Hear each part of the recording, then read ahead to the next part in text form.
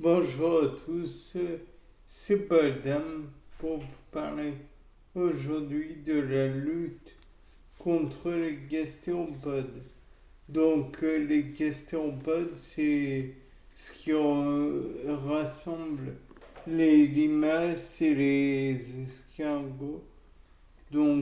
Pour les jardiniers, ce qui est important, c'est de pouvoir lutter contre, car ils mangent les feuilles, ils mettent en somme leur travail, ils les détruisent quoi. Le plus simple, c'est de pour lutter contre les gastéropodes. On va le voir tout de suite. Bien sûr, on peut savoir deux, trois petites choses sur les gastéropodes. Par exemple, que l'essentiel de ce qui permet leur mouvement, c'est un pied, entre guillemets, pied musculeux. Ce pied musculeux, forcément, si on y met, par exemple, de la colchicine, c'est pas différent de d'autres, comment dirais-je, d'autres substances biologiques. Et le colchicine va perturber le cycle cellulaire, mais de l'organisme entier. Donc ce n'est pas aussi intéressant que ça. En revanche, on peut imaginer que, par exemple, pour, euh,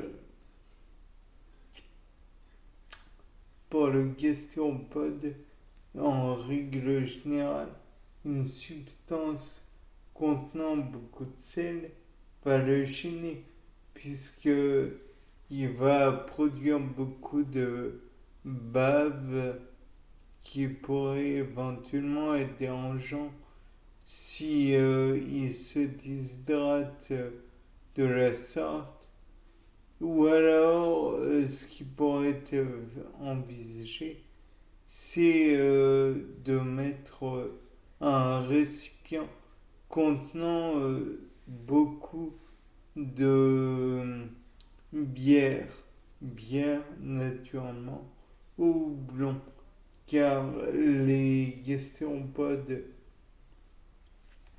sont très friands de la chose, mais friands au point de s'empoisonner. Là encore, ça pourrait être une piste intéressante.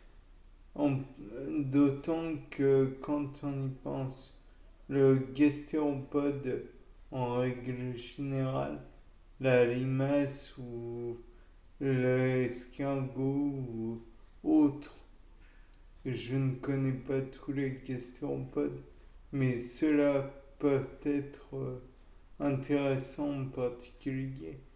Ils vont peut-être avoir un problème avec le houblon, qui est un cannabinacé, je vous le rappelle, qui aura cette fâcheuse tendance à ramollir le muscle, à, à rendre difficile à contracter le muscle, ce qui est à terme gênant, puisque si leur muscle locomoteur ne leur permet plus de vraiment de se déplacer, ils ne pourront plus se mettre hors d'atteinte des prédateurs et donc à terme pourraient devenir des victimes simples. Et voilà. Mais l'autre problème que l'on peut relever, c'est que dans la bière, il y a de l'éthanol. Certes, de prime abord, je n'ai pas vu le contraire, mais je n'ai pas vu non plus que c'était toxique. Mais pour les dits gastéropodes.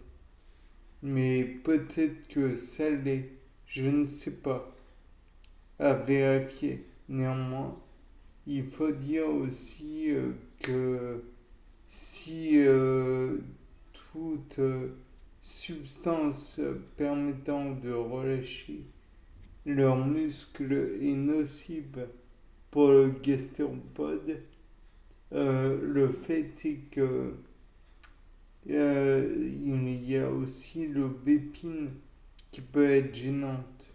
En effet, le bépine va détendre le corps tout entier. Donc peut-être que là aussi, enfin le corps humain, peut-être que ça ne se produira pas chez le gastéropode, l'un des membres gastéropodes. Enfin bref.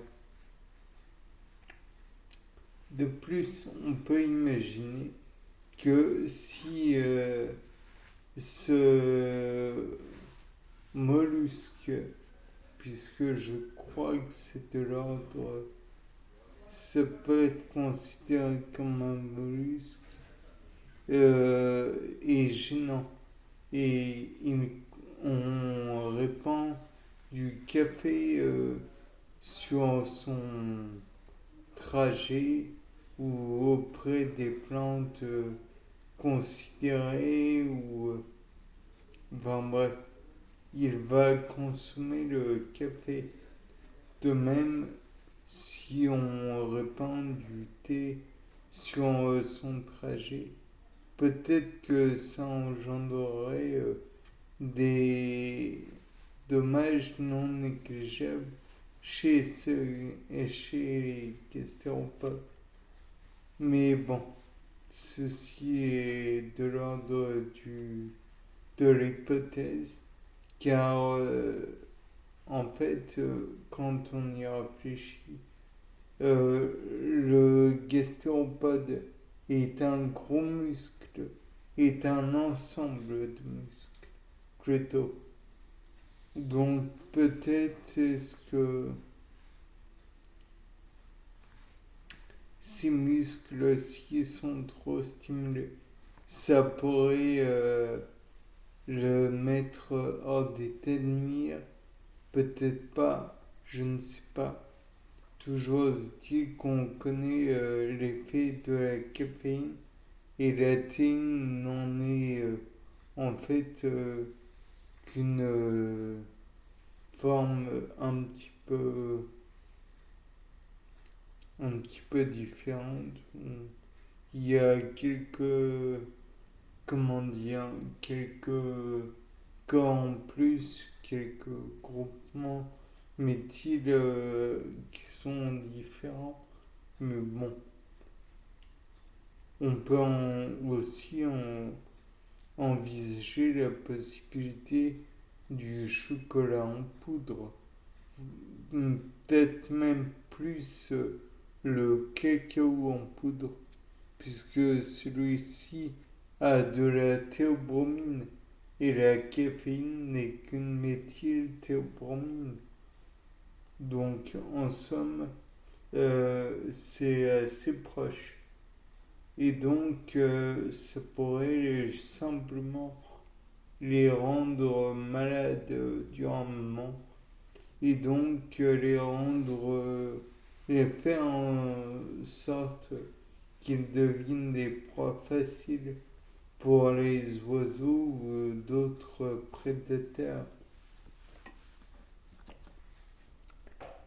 Et puis sinon, il y a d'autres formes de, comment dire, de substances, celles-ci un peu plus vicieuses et pas vraiment naturelles, donc nous n'en parlerons pas dans le cas présent.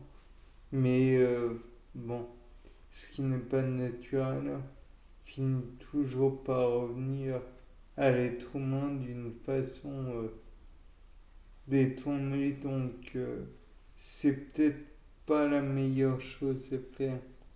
Bien, sur ce, après ce constat, c'était Paul Dam avec Sucette et au revoir. C'était un nouvel épisode de Sapin en Sucette.